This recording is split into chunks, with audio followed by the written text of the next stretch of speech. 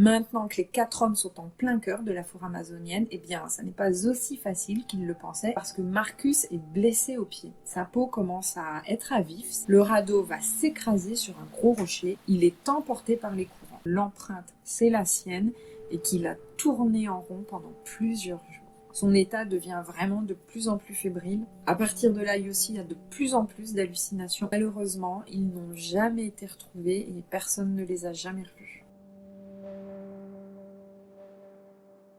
Salut, j'espère que vous allez bien. On se retrouve aujourd'hui pour l'histoire de Yossi Ginsberg. Je tiens à préciser tout de suite que j'ai lu plusieurs articles, regardé des vidéos. Je suis partie de ça au début, mais comme je voulais en savoir plus, j'ai loué le film et j'ai vu qu'il y avait beaucoup de choses qui étaient erronées. Alors j'ai recommencé et je me suis basée donc sur le film. Il a été écrit avec Yossi en personne et il a également participé au tournage. Donc tout ce que je vais vous raconter est vraiment au plus proche de la réalité et j'ai complété mes recherches avec certaines de ces interviews. On commence tout de suite, je vous laisse vous installer tranquillement et c'est parti.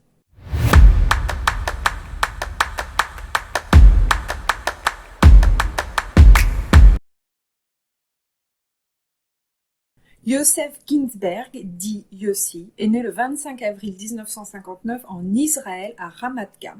C'est là-bas qu'il vit avec ses parents. Yossi a l'âme d'un aventurier. Depuis toujours, il a un rêve, celui de se rendre en plein cœur de la forêt amazonienne, afin de trouver une tribu d'autochtones qui n'aurait encore jamais été découverte jusqu'ici. À 18 ans, il doit effectuer son service militaire. Il choisit de s'engager dans la marine israélienne.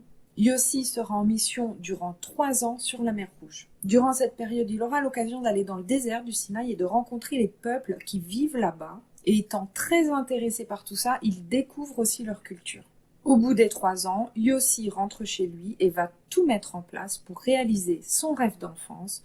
Pour ça, il s'accorde une année sabbatique. Mais ce qu'il est loin de s'imaginer, c'est que ça va virer au cauchemar. Je le cite, « Je suis allé dans la jungle amazonienne à la recherche de mon rêve d'enfant pour être un grand explorateur. J'ai voulu pénétrer le profond inconnu et découvrir une tribu d'indigènes qui n'ont jamais été vus auparavant. Mon rêve était de faire partie de la tribu et d'être l'un d'eux. Alors pour un tel voyage, car il vit en Israël, il faut de l'argent. Son père étant totalement opposé à ce qu'il parte là-bas, il refuse de l'aider, donc lui aussi va faire plusieurs jobs durant une année afin de réunir la somme nécessaire. Nous sommes en novembre 81 quand Yossi part, il est âgé de 22 ans. Il se rend seul jusqu'en Amérique centrale, en Colombie, en autostop. Une fois arrivé sur place, il rencontre et fait la connaissance de Marcus Tam. C'est un enseignant venu de Suisse, lui aussi en congé sabbatique et lui aussi en vadrouille. Ils vont tout de suite bien s'entendre et vont décider de continuer leur route ensemble. Les 2 hommes voyagent jusqu'à La Paz, capitale de la Bolivie. Là-bas, ils croisent complètement par hasard Kevin Gale. C'est un photographe américain et c'est aussi un très bon ami de Marcus. Kevin Gale est connu par les baroudeurs du milieu pour ses photos magnifiques qu'il prend lors de ses expéditions. C'est un vadrouilleur qui a de l'expérience. Les 3 hommes vont alors tout naturellement poursuivre leur voyage ensemble. Et puis un jour, alors que Yossi se promène seul dans les rues de la ville, il est accosté par un homme. Cet homme va être très important pour la suite du voyage. Il s'appelle Karl Rupprechter. C'est un Autrichien qui dit être géologue et être là pour se rendre au fin fond de l'Amazonie dans un village appelé Takana, afin d'y trouver de l'or et de rencontrer une tribu d'indigènes encore jamais découverte. Karl est un homme très charismatique. Vous l'avez compris, Yossi est conquis. Il a la chance de pouvoir réaliser son rêve de toujours. Mais vous verrez à la fin, Karl n'est pas du tout celui qu'il prétend être. Quoi qu'il en soit, il réussit à convaincre les 4 hommes de l'accompagner dans son expédition en plein cœur de la jungle. Les voilà donc partis pour une expédition des plus folles. Ils font une partie du voyage jusqu'à Apollo en avion. Ils arrivent là-bas le 4 novembre 81. De là, ils commencent l'expédition à pied. Ils doivent rejoindre le village Asariamas. Au début, l'ambiance est très bonne entre les hommes, presque bon enfant. C'est Karl qui guide le groupe puisqu'il est habitué à la jungle. Mais très vite, la progression devient de plus en plus difficile et pourtant, le voyage vient tout juste de commencer.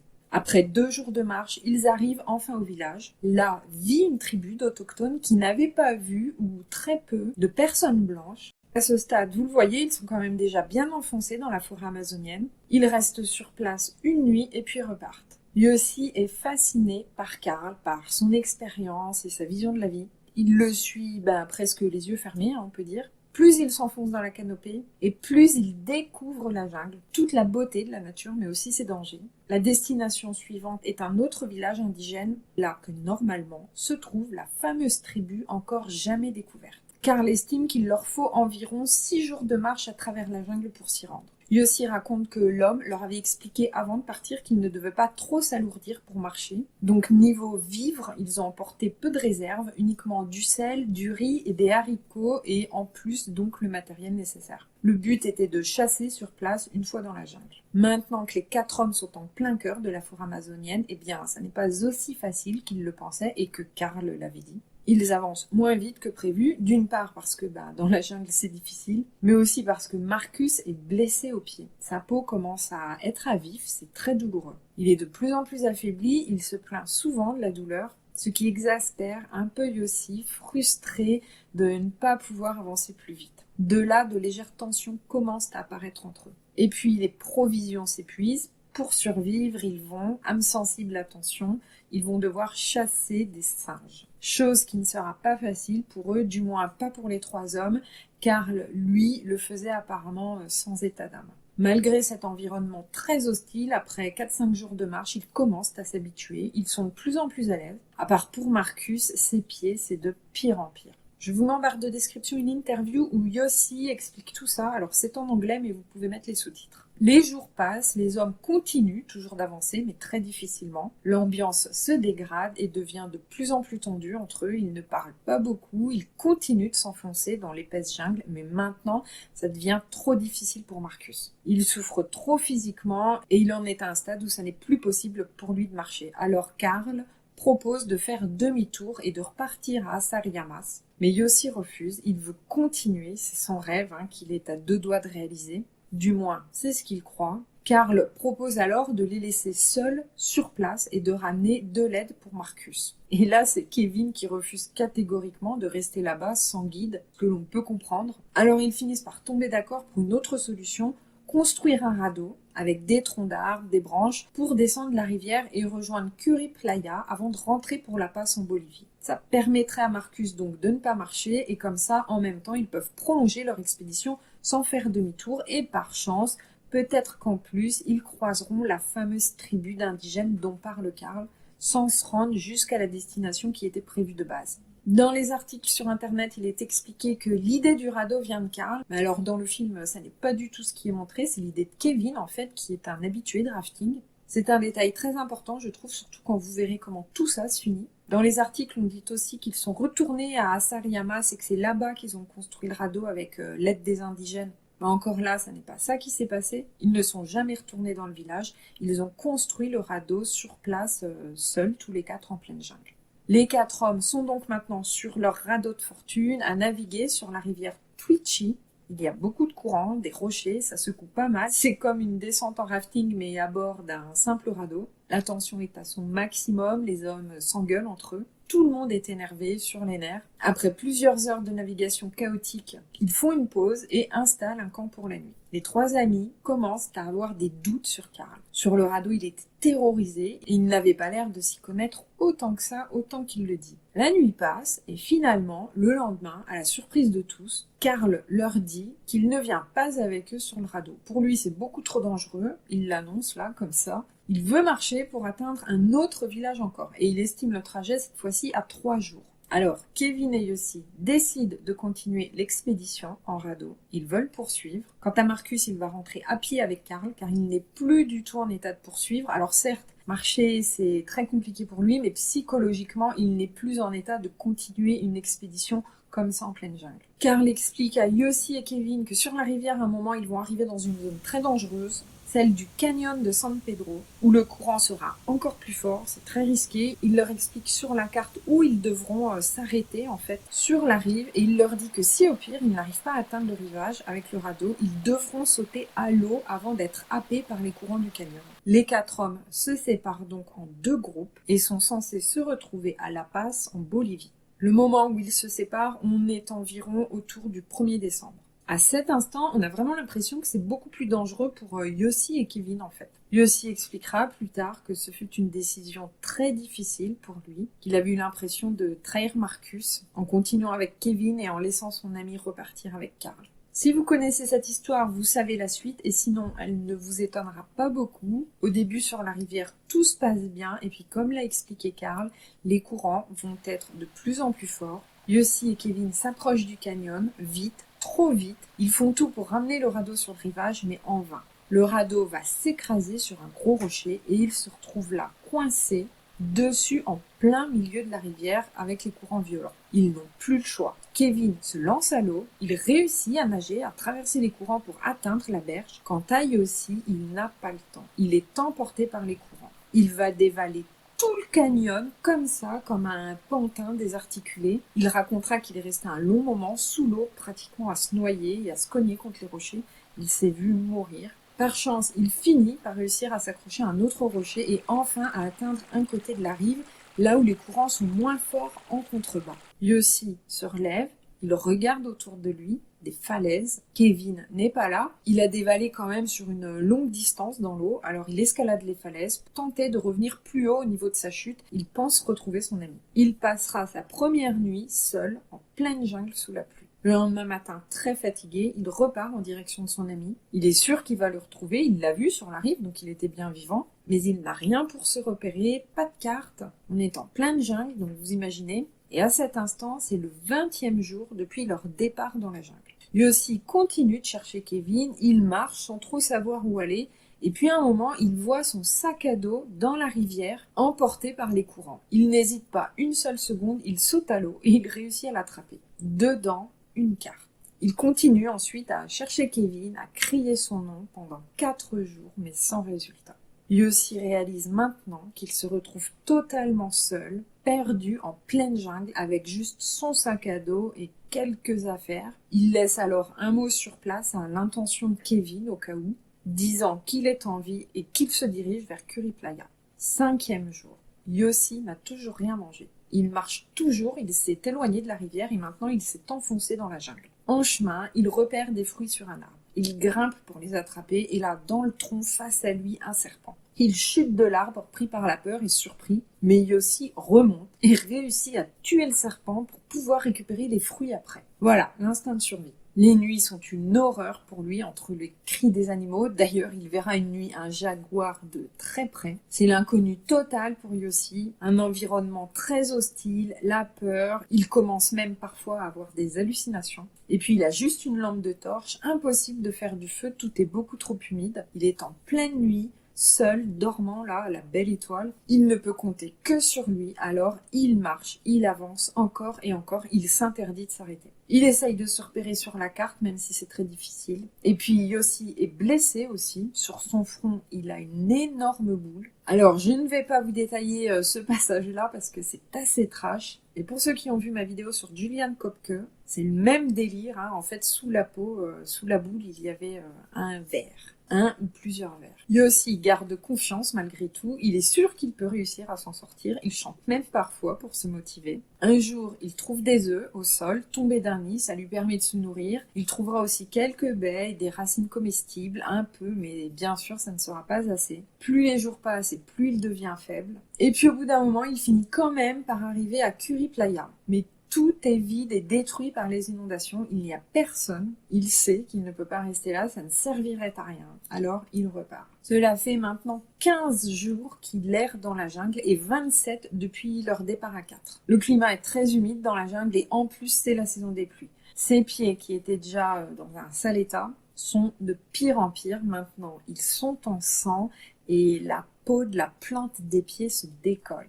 À cet instant, il repense à Marcus, qui avait ça aussi, qui se plaignait. Yossi s'en veut énormément d'avoir été aussi dur avec lui. Il comprend maintenant ce que son ami a enduré. Malgré la douleur, Yossi continue toujours d'avancer. Il n'a pas le choix. Et à un moment, dans la boue, il voit une empreinte de chaussure. Il crie tout de suite, il appelle Kevin. Pour lui, ça ne fait aucun doute, c'est son ami. Qui d'autre pour être là à marcher en pleine jungle? Il est surexcité, il cherche du regard, mais plus loin, il aperçoit des coquilles d'œufs vides. C'est celles qu'il avait mangées plus tôt. Il comprend en fait que l'empreinte, c'est la sienne et qu'il a tourné en rond pendant plusieurs jours.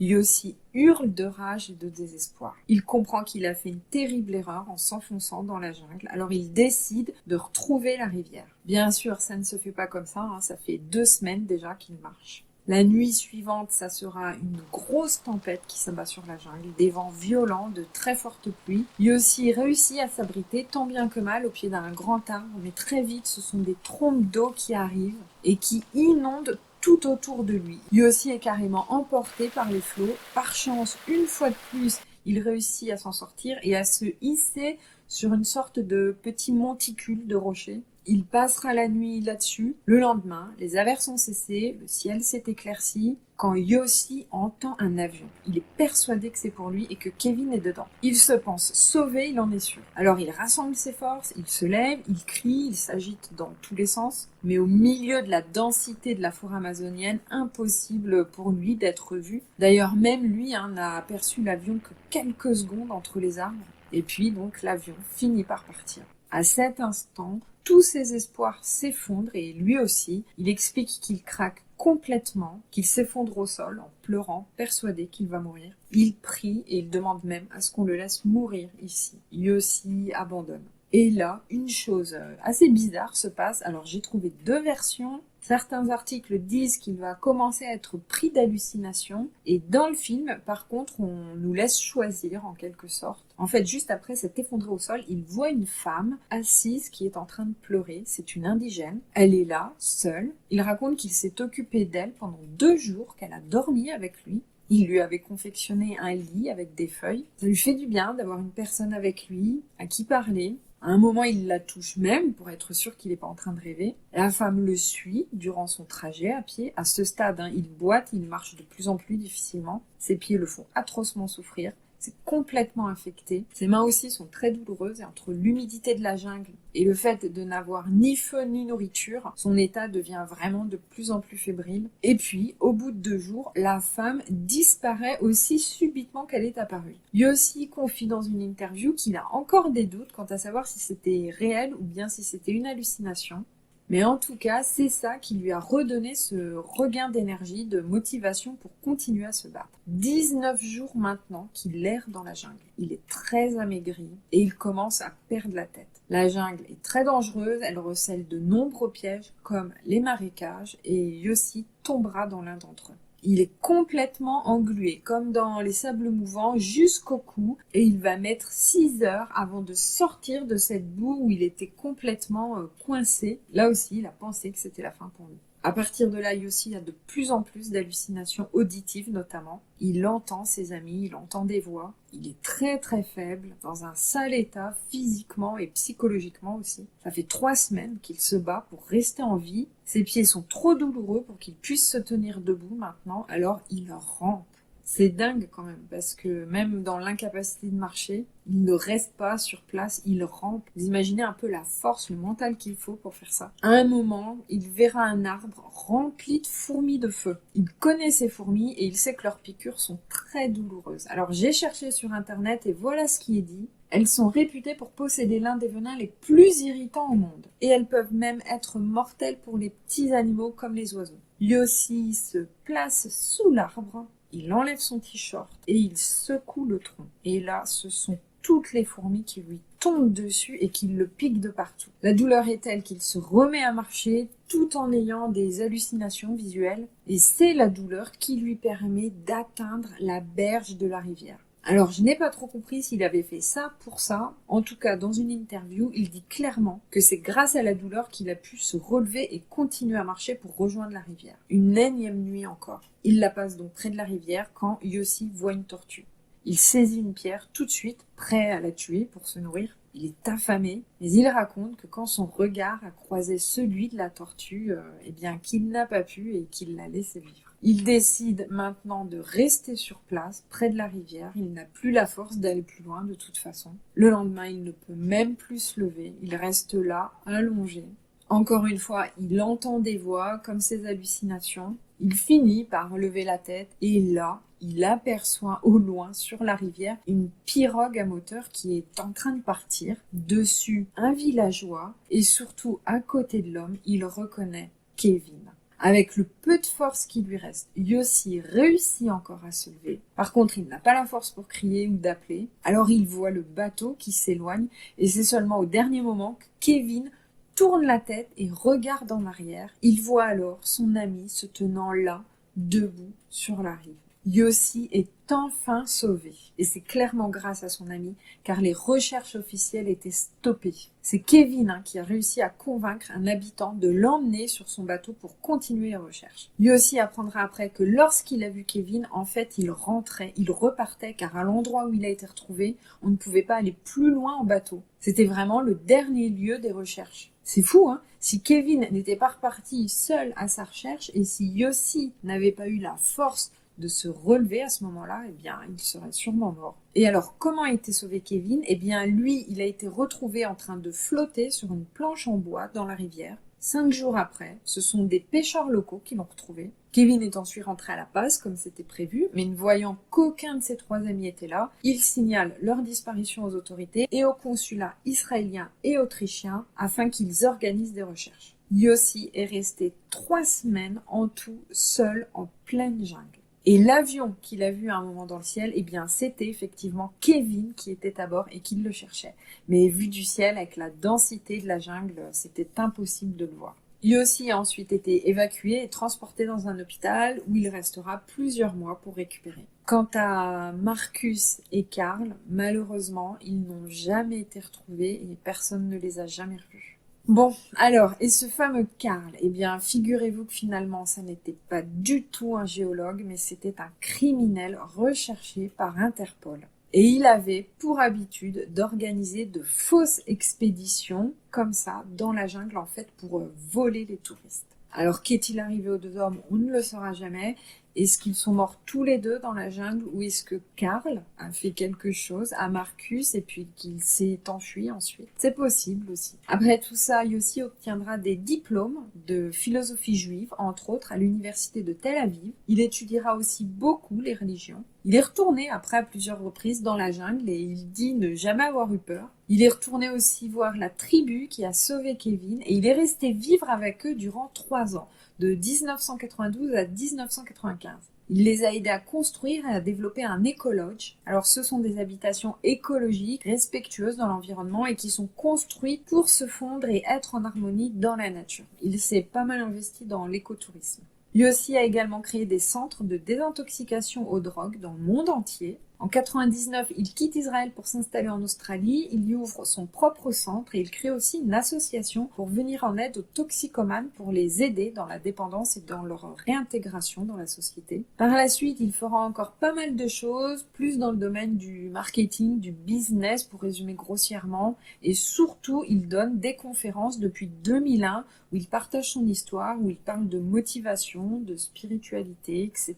Il a écrit un livre en 93 sur son expédition en Amazonie, Lost in the Jungle. Si je le trouve en français, je vous mets le lien en barre de description. En 2008, il publie son 2e livre, Les lois de la jungle. En 2009, il crée une marque de design Collecteco, conçue à partir de matériaux recyclés. En 2012, il fait partie des 20 personnes les plus inspirantes sur Twitter et donc le film est sorti, lui, en 2017. Il explique aussi que son aventure lui a permis de prendre conscience de quelque chose de très important. Quand on perd tout, on découvre tout. C'est-à-dire que tout le côté matériel auquel on s'accroche, la plupart du temps, ne représente rien dans le fond. Le véritable sens de la vie ne se trouve pas là. Il a tout perdu, mais il s'est trouvé lui. Il dit aussi qu'il aimerait que son film soit vu au-delà d'une simple histoire de survie. Pour lui, c'est vraiment une histoire de transformation. Je vais terminer la vidéo avec ces mots. Je le cite. « Je suis entrée dans l'inconnu, j'ai obtenu beaucoup plus que j'avais espéré.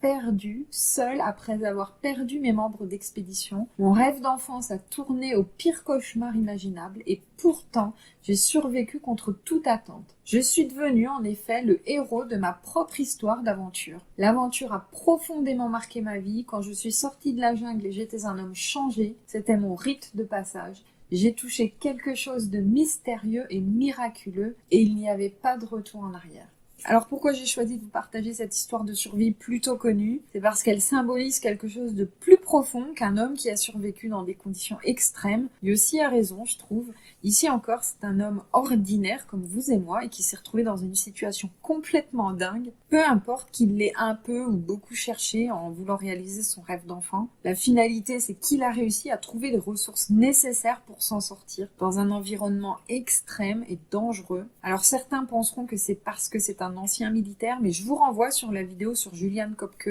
Elle aussi a survécu seule presque 2 semaines en pleine jungle à seulement 16 ans. Et en plus, elle était blessée puisqu'elle venait de faire une chute d'avion. Ils avaient tous les deux cette volonté de survivre, cette détermination. Je pense que tout ça dépasse vraiment le simple fait d'être fort physiquement et qu'au final, ce sont des expériences qui vous mettent face à vous-même. En tout cas, c'est mon avis. N'hésitez pas à partager le vôtre, ça sera avec plaisir que je vous lirai. Voilà, on se sépare ici. Encore une fois, j'ai adoré vous partager cette histoire. Si la vidéo vous a plu, n'hésitez pas à mettre le petit pouce bleu et pourquoi pas à la partager. On se retrouve très bientôt, je l'espère. Mais d'ici là, vous le savez maintenant, prenez soin de vous. Salut!